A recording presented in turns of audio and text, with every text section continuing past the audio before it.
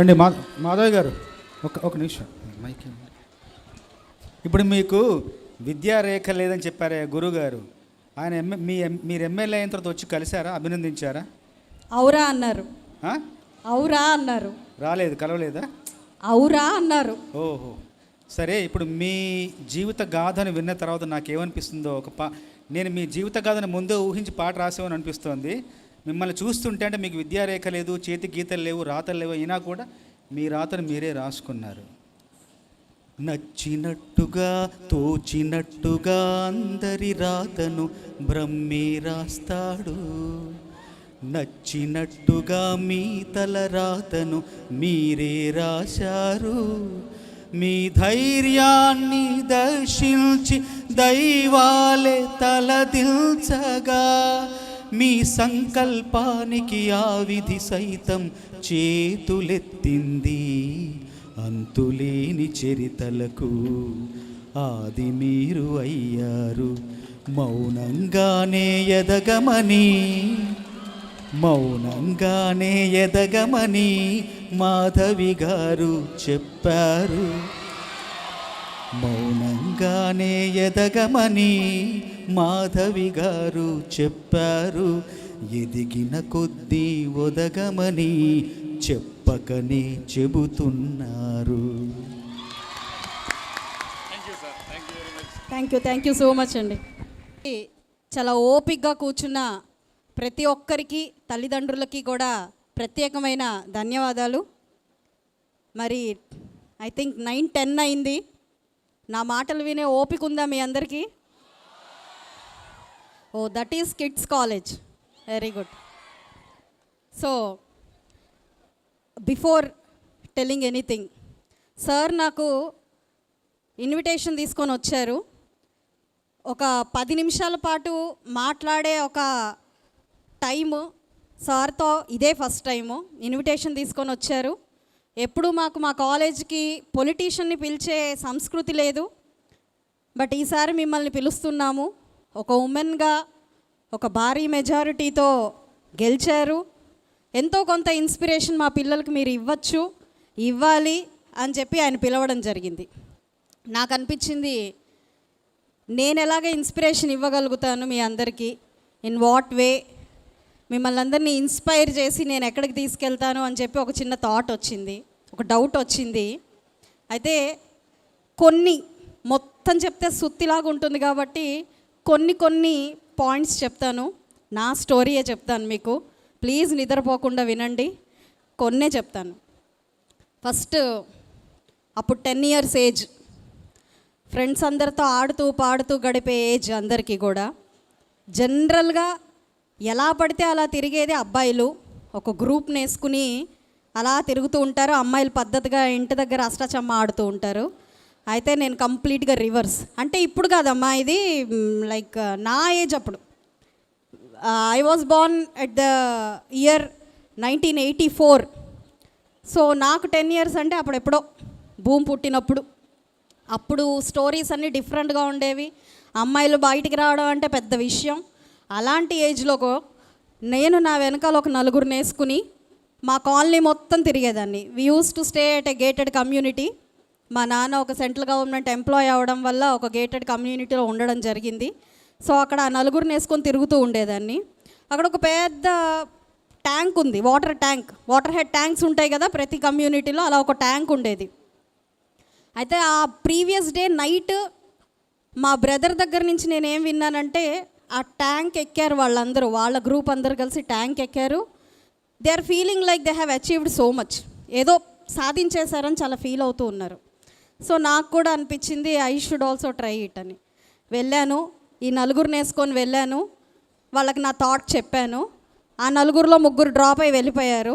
ఒకరున్నారు నాతో. తనని తీసుకొని వెళ్ళాను. అక్కడ ఏంటంటే ఒక గోడ ఎక్కాలి, ఆ గోడ నుంచి ఆ ట్యాంక్ ఎక్కాలి. ఈ గోడ ఎక్కుతున్నప్పుడే అమ్మాయి అంది, నీకేమన్నా పిచ్చా, గోడ ఎక్కేదేంటి, గోడ నుంచి ట్యాంక్ ఎక్కేదేంటి, అక్కడి నుంచి పడితే ఏమన్నా ఉందా అని చెప్పి అంది. నువ్వు వస్తేరా, లేకపోతే లేదు, నేను మాత్రం వెళ్తున్నానని చెప్పి ఆ గోడ ఎక్కాను. గోడ నుంచి ట్యాంక్ ఎక్కాను. అసలు ఆ ట్యాంకులో ఏముందో చూశాను. ఇంటికి వచ్చాను. ఈలోపే ఈ డ్రాప్ అయిన 3 నన్ను హెచ్చరించిన అమ్మాయి వెళ్ళి ఇంట్లో చెప్పారు.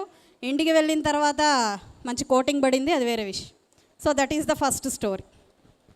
సెకండ్ స్టోరీ, అప్పుడు నేను inter second year, I think inter second year. Generally ప్రతి ఒక్కరికి గ్రూప్ ఉంటుంది. ఎక్కడికి వెళ్ళాలన్నా మినిమం 2 to 3 ఫ్రెండ్స్తో ఒక గ్రూప్ ఉంటుంది. నేను ఒక్కదాన్నే ఎక్సెప్షనల్ మా కాలేజ్లో. ఎక్కడికి వెళ్ళనివ్వండి, నేను ఒక్కదాన్నే వెళ్తాను. అంటే గ్రూపిజం నచ్చదు. సినిమాకి వెళ్దామని అడిగాను మా ఫ్రెండ్ని, నీకేమన్నా పిచ్చ, సినిమాకి వెళ్ళేదేంటి, ఆడపిల్లలు సినిమాకి వెళ్ళేదేంటి, అది మన ఇద్దరం వెళ్ళేదేంటి. చాలా షాక్ అయిపోయింది అమ్మాయి. సరే ఓకే, సినిమా వద్దు, రెస్టారెంట్ కన్నా వెళ్దాము. మనం ఇంటర్లో మంచి మార్క్స్ తెచ్చుకున్నాము, రెస్టారెంట్కి వెళ్దాం యాజ్ ఎ సెలబ్రేషన్ అని అడిగాను. ఆమె రెఫ్యూజ్ చేసింది. సో అప్పట్లో పిజ్జా అప్పుడే ఇంట్రడ్యూస్డ్ అనమాట.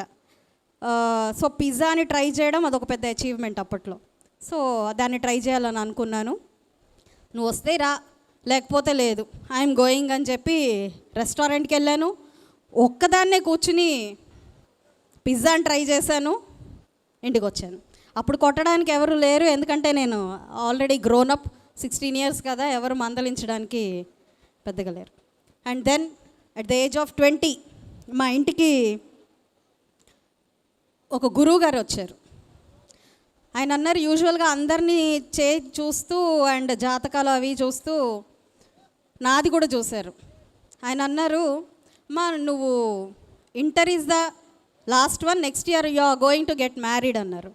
నీకు ఎట్టి పరిస్థితుల్లో ఇక్కడ చదువు రేఖ లేదు, మీరు పెళ్లి చేసుకోబోతున్నారు. అండ్ కొసమెరుపు ఏంటంటే మీకు మంచి బాగా సంపాదించిన అబ్రాడ్లో సెటిల్ అయిన అబ్బాయి మీకు భర్తగా రాబోతూ ఉన్నారు, మీకు చదువు యోగం లేదు అని అన్నారు. ఇప్పుడు ఆల్రెడీ ప్రతిదానికి ఒకదాన్ని వెళ్ళిపోయేదాన్ని, దీనికి మాత్రం ఎందుకు కాదు అనేసి, అలా ఎలా కుదురుతుంది, ఇక్కడ మీరు చూసి చెప్తున్నారు, నేను నా లైఫ్లో సాధించి చూపిస్తాను అని చెప్పి ఆయనతో ఛాలెంజ్ చేశాను. ఛాలెంజ్ చేస్తూ ఇంజనీరింగ్కి వెళ్ళాలని అనుకున్నాను. ఇంజనీరింగ్ చదవడం అనేది అప్పట్లో అందరికీ ఒక పెద్ద కళ. ఒక మిడిల్ క్లాస్ ఎంప్లాయీ డాటర్ని, పెద్దగా కాలేజెస్ లేవు ఈరోజు ఉన్నట్టుగా, ఆపర్చునిటీస్ చాలా తక్కువ. అలాంటి టైంలో ఇంజనీర్ కావాలి అని అనుకున్నాను, సీట్ రాలేదు. అప్పుడు అనిపించింది, ఈయన చెప్పేది నిజమేనేమో, నిజంగానే నాకు ఇంటర్ తర్వాత పెళ్ళైపోతుంది, ఈ హాలిడేస్లో పెళ్ళి చేసేస్తారు అనుకుంటా అని అనుకున్నాను. కానీ మళ్ళీ okay, engineering is not the ultimate thing, there are so many things కాబట్టి వెళ్ళి మళ్ళీ డిగ్రీలో జాయిన్ అయిపోయాను. ఎంపీసీ జాయిన్ అయ్యాను. ఎంపీసీ చదివాను, 3 years చదివాను సక్సెస్ఫుల్గా, బాగుంది. అండ్ వన్ ఫైన్ డే ఆయన్ని నేనే ఇంటికి పిలిచాను లంచ్కి. గురుగారు డిగ్రీ పాస్ అయ్యానండి ఎంపీసీ విత్ 65% అని చెప్పాను. ఓకే ఓకే అమ్మ, ఓకే అన్నారు. రైట్. దాని తర్వాత ఎప్పటి నుంచో, చిన్నప్పటి నుంచి ఒక అండర్ ప్రివిలేజ్డ్ కమ్యూనిటీలో నుంచి రావడం వల్ల, మా నాన్నగారు ఒక్కరే చదువు మీద ప్రాముఖ్యత చూపించడం వల్ల మేము చదువుకోగలిగాం మా ఫ్యామిలీలో. కానీ మా రిలేటివ్స్ అందరూ కూడా రకరకాల చిన్న చిన్న పనులు చేసుకుంటూ చదువుకు దూరం అయ్యి, మా కజిన్స్ అందరూ కూడా డిఫరెంట్ పెట్టి వర్క్స్లో ఉండిపోయి ఉండేవారు. వాళ్ళని చూసినప్పుడు అనిపించేది, నేను పెద్దయ్యాక ఖచ్చితంగా ఇలాగ మాత్రం ఎవరు ఉండకూడదు, నా వంతు కృషి నేను ఏదైనా చెయ్యాలి అని ఖచ్చితంగా ఆలోచించేదాన్ని. ఆ మైండ్తోనే, ఆ ఫీల్డ్తోనే ముందుకు వెళ్తూ ఉండేదాన్ని. ఇప్పుడు ఏమనుకున్నానంటే సాఫ్ట్వేర్ ఇంజనీర్ అవ్వాలి. నేను సాఫ్ట్వేర్ ఇంజనీర్ అయ్యి బాగా సంపాదించి ఒక మంచి రిపీటెడ్ ఇన్స్టిట్యూషన్లో లేదంటే ఒక కంపెనీలో నేను జాయిన్ అవ్వాలి, బాగా డబ్బులు సంపాదించాలి. ఇలాగా అండర్ ప్రివిలేజ్డ్ చిల్డ్రన్ అందరికీ కూడా నేను ఒక సపోర్టివ్గా నిలబడాలి అని చెప్పి కలలు కంటూ ఉండేదాన్ని. ఆ ఉద్దేశంతోనే ఎంసీఏ చేశాను. ఎంసీఏ పూర్తయిపోయింది. అగైన్ ఆరకిల్ నేర్చుకుందాం అని చెప్పి వెళ్ళాను. కొంచెం కూడా బుర్రకెక్కట్లేదు, ఏది అర్థం కావట్లేదు. మేరీ బస్కే బాత్ నయ్యి అని అనుకున్నాను, వదిలేశాను.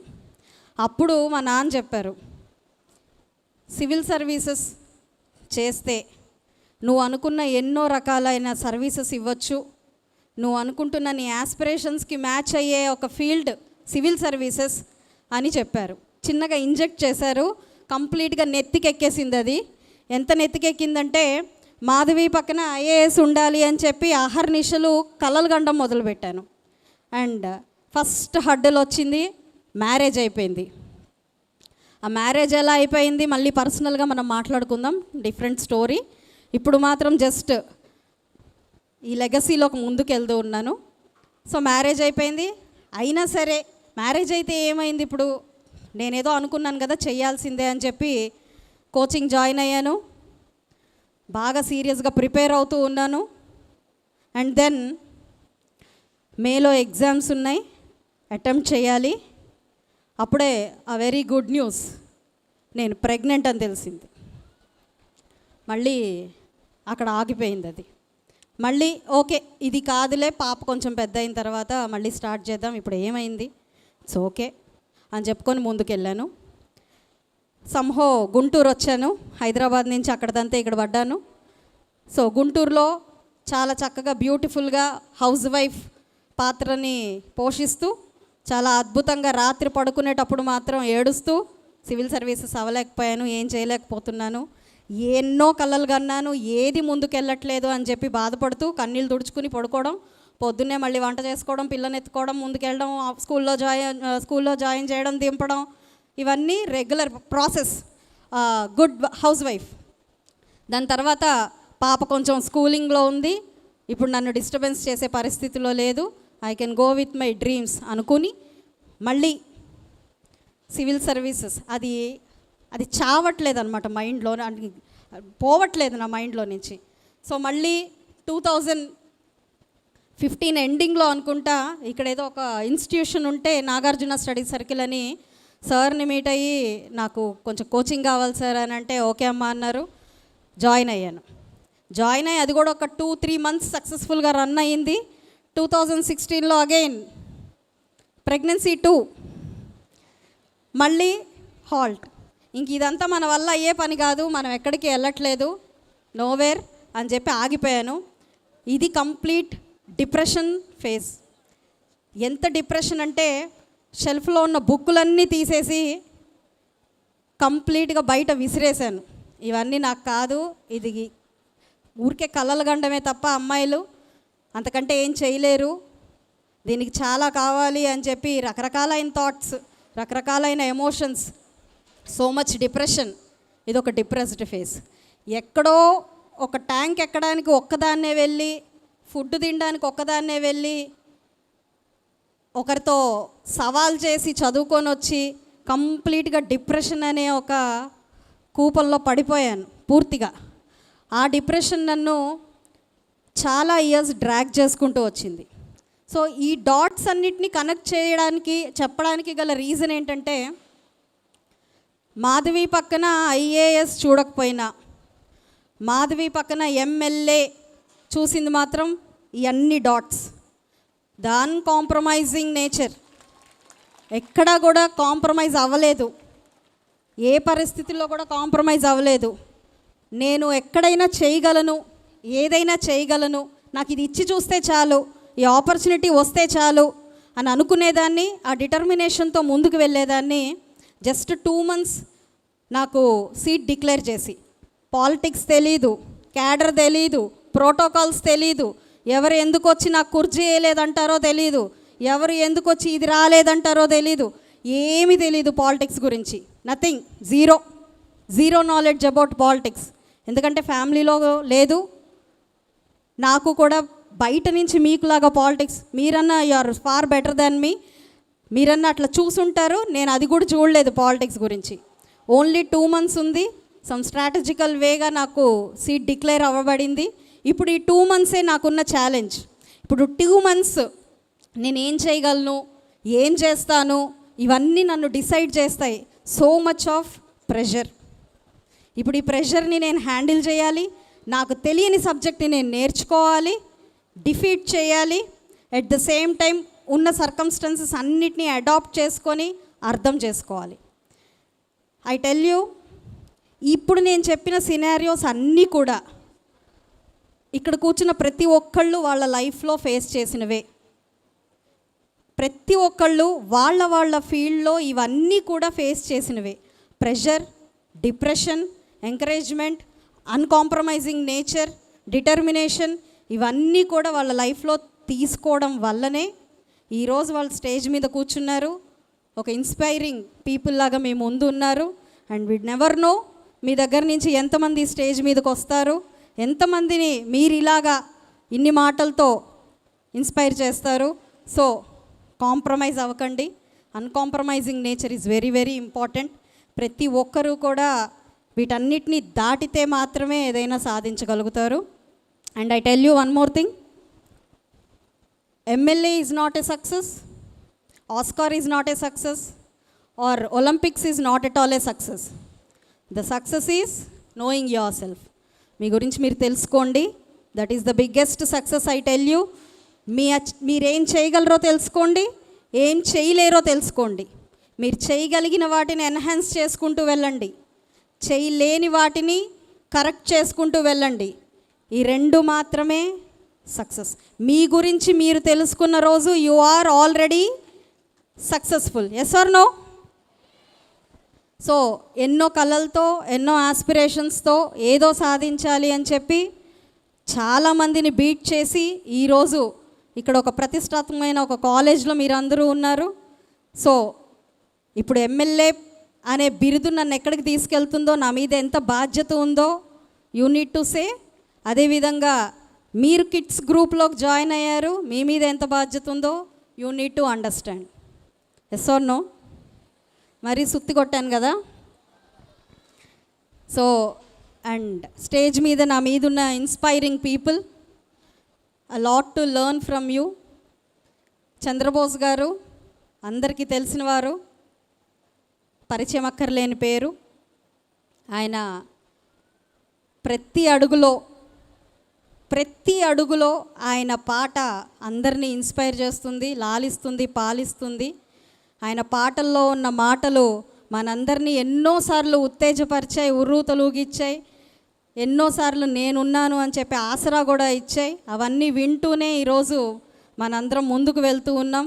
సచ్ ఎన్ ఇన్స్పైరింగ్ స్టోరీ సార్. ఆస్కార్ గెలవడం మీ అచీవ్మెంట్గా ఈరోజు మిమ్మల్ని నుంచోబెడుతున్నా, మీ ఫస్ట్ పాట విని ఎంకరేజ్మెంట్తో ఎగిరినప్పుడే యు ఆర్ ఆల్రెడీ సక్సెస్ఫుల్. మీరు ఎప్పుడైతే ఒక పాటతో ఒక విద్యార్థినో ఒక వ్యక్తినో మీరు ఇన్స్పైర్ చేశారో ఆ రోజే మీకు ఆస్కార్ వచ్చినట్టు లెక్క. అదేవిధంగా సుబ్బారావు గారు 17 years లెగసీ, ఆయనది కూడా అన్కాంప్రమైజింగ్ నేచర్. కాబట్టే ఈరోజు అన్ని కాలేజెస్ కంటే ముందు, ఐ టెల్ యూ, కాలేజ్ నడపడం అంటే it's not an easy task. ఎన్ని బిజినెస్ చేయొచ్చు, కానీ ఈ ఎడ్యుకేషనల్ ఇన్స్టిట్యూషన్స్ అనేవి చాలా చాలా రెస్పాన్సిబిలిటీతో కూడుకున్నవి. మీ భవిష్యత్తు వాళ్ళ భవిష్యత్తు అవుతుంది, మీ ఫెయిల్యూర్ వాళ్ళ ఫెయిల్యూర్ అవుతుంది. 17 years కాదు, ఇంకో 30 years ఇలాగే ముందుకెళ్ళినా ఒక్క విద్యార్థి ఏదైనా చెడ్డ పేరు తెచ్చుకుంటే సుబ్బారావు గారు 30 years ఇన్ ఇండస్ట్రీ అయినా కూడా వెనకబడిపోతారు. అంటే your win is his win, your failure is his failure. అయితే సక్సెస్ అండ్ ఫెయిల్యూర్ మీకు ఇందాక చెప్పాను, it's not your marks, it's not your titles. Knowing your self is your success. Keep going. ప్రతి ఒక్కరూ కూడా ఈ యొక్క ఇన్స్పిరేషన్తో ముందుకు వెళ్ళాలని కోరుకుంటున్నాను. అన్నీ వస్తాయి, స్ట్రగుల్స్ వస్తాయి, స్ట్రెస్ వస్తుంది, ఎంకరేజ్మెంట్ వస్తుంది. అండ్ చెప్తున్నాను నేను, మీరేం చేయలేరు అనుకున్న వాళ్ళు చప్పట్లు కొడతారు, మీ వల్ల ఏది కాదు అని మిమ్మల్ని వెనక్కి లాగిన వాళ్ళు ఔరా అంటారు, వీళ్ళలో ఏదో విషయం ఉంది అని చెప్పి మిమ్మల్ని ముందుకు పుష్ చేసేవాళ్ళు ఉంటారు. Society is serving everything. కాబట్టి మీరేం అవ్వాలనుకుంటున్నారో, మీరేం కలలు కంటున్నారో ఖచ్చితంగా ముందుకు వెళ్ళండి, ఎక్కడ కాంప్రమైజ్ అవ్వద్దు. ఎప్పటోలాగా ఇప్పుడు లేదు, చాలా డిఫరెంట్ సినారియోస్ ఉన్నాయి. ఆపర్చునిటీ దొరకడమే చాలా గొప్ప. రోజుల్లో నుంచి ఈరోజు రేస్లో ఉన్నారు ప్రతి ఒక్కరు కూడా. So know your worth and be yourself, be happy. And అమ్మాయిలకు ఒకటే ఒక చిన్న suggestion, so many things to handle. ఇంకా మనం భారతదేశంలో ఉన్నాము, మీరు అంతరిక్షంలోకి వెళ్ళినా కూడా ఇంటికి వచ్చి వంట చేయాలి, పిల్లల్ని చూసుకోవాలి. ఎట్టి పరిస్థితుల్లో మల్టీ టాస్కింగ్ ఈజ్ అనివార్యం మీకు. మీరు ఏ ప్రొఫెషన్లో ఉన్నా కూడా మల్టీ టాస్కింగ్లో మీరు ఉండాలి. కాబట్టి take care of your health. ఖచ్చితంగా మీ హెల్త్ని మీరు జాగ్రత్తగా చూసుకోండి. అండ్ అబ్బాయిలు, ఐ టెల్ యూ, ఎంత వాళ్ళు మల్టీటాస్కింగ్లో ఉన్న మీ అందరి సపోర్ట్ లేకపోతే, ఒక optimistic view of a men లేకపోతే సొసైటీ అనేది చాలా చాలా డిఫరెంట్గా ఉంటుంది. అలాంటివన్నీ మనం అనుభవించి ఈరోజు ఇక్కడికి వచ్చాము. అండ్ ఇంకొక చిన్న రిక్వెస్ట్ ఏంటంటే, విదేశాలకు వెళ్తున్నారు, వెరీ గుడ్, వెళ్ళండి, మీ వర్త్ని ప్రూవ్ చేసుకోండి. But I request, please do come back to India. మీ భారతదేశానికి మీరు రండి, మీ హోమ్ ల్యాండ్కి మీరు సర్వ్ చేయండి. That is our worth. అక్కడెక్కడో పోయి మనం వాళ్ళకి సేవలను అందించడం కాదు. ఇక్కడేం ఆపర్చునిటీ ఉంది అని మీరు అడగచ్చు. Please create the opportunity. మీ వెనకాల చాలామంది ఉన్నారు, మీరే ఒక ఫస్ట్ స్టెప్ వేయండి. ఇక్కడ ఆపర్చునిటీ లేకపోతే ఆపర్చునిటీ క్రియేట్ చేయండి, బిల్డప్ చేయండి, మన భారతదేశాన్ని ముందుకు తీసుకెళ్ళండి. అండ్ అసెంబ్లీలో ఒక మాట అడిగాను సార్, నేను చిన్న వయసు నుంచే ఫండమెంటల్ డ్యూటీస్ని పిల్లల్లోకి ఇంక్లూడ్ చేస్తూ దాని మీద అవగాహన కలిగిస్తూ వాళ్ళని అవి ఫాలో అయ్యేలాగా ఎడ్యుకేషనల్ ఇన్స్టిట్యూషన్స్ చేస్తే చాలా రకాలుగా మనం సొసైటీలో ఒక రెస్పాన్సిబుల్ సిటిజన్స్ని తీసుకురావచ్చు అని ఒక చిన్న సూచన చేయడం జరిగింది. లోకేష్ గారు దానికి సానుకూలంగా స్పందిస్తూ ఇంక్లూడ్ చేస్తామని చెప్పారు. మీరు యాజ్ ఎ రెస్పాన్సిబుల్ ఇన్స్టిట్యూషన్ మీరు కంపల్సరీగా దీన్ని ఇంక్లూడ్ చేస్తారు అని నేను కోరుకుంటూ ఉన్నాను. సుబ్బారావు గారి గురించి ఒక మాట, ది లాస్ట్ వర్డ్స్. ఆయన చూడగానే, ఆయనతో మాట్లాడగానే ఫస్ట్ పెద్దరాయుడు సినిమాలో పెద్దరాయుడు గారు గుర్తొచ్చారు నాకు. ఎక్కడ కూడా నవ్వితే మళ్ళీ ఏమవుతుందో, సరదాగా ఉంటే ఏమవుతుందో, లేకపోతే తను యాక్చువల్గా తన inside is different, what he's projecting to is very very different. మీ యొక్క క్రమశిక్షణ కోసం ఆయన చాలా వదులుకుంటున్నారు. Peddarayudu of your institutions. ఇక్కడ మీ అరేంజ్మెంట్ చూడగానే అర్థమైపోయింది నాకు. పుట్టపర్తి సాయిబాబా టెంపుల్కి ఎవరైనా వెళ్ళారో లేదో నాకు తెలీదు. అక్కడ దేవుణ్ణి దర్శించే దగ్గర అమ్మాయిలు సపరేట్గా, అబ్బాయిలు సపరేట్గా వెరీ డిసిప్లిన్డ్గా కూర్చుంటారు. ఇక్కడ అలాగే ఉంది. సో ఆయన అప్రిషియేట్ చేయండి, ఆయనలాగా అవ్వండి. కొంతమంది అయినా పాలిటిక్స్లోకి రండి ప్లీజ్, చాలా ప్రక్షాళన చేయాలి. Thank you. కొంతమంది అయినా పాలిటిక్స్లోకి రండి, వీఆర్ వెయిటింగ్. Thank you. ఇంతటి అద్భుతమైన ఈవెంట్లో నన్ను పిలవడం, మీ అందరితో ఒకసారి ఇలా ముచ్చటించే అవకాశం నాకు కల్పించడం నిజంగా చాలా ఆనందంగా ఉంది. Once again I'm very much thankful to Subbarao garu and the team and organising teams, non teaching staff and parents, ప్రతి ఒక్కరికి కూడా ప్రత్యేకమైన కృతజ్ఞతలు. అండ్ మీడియా పీపుల్ ఇప్పటిదాకా వెయిట్ చేసినందుకు ధన్యవాదాలు.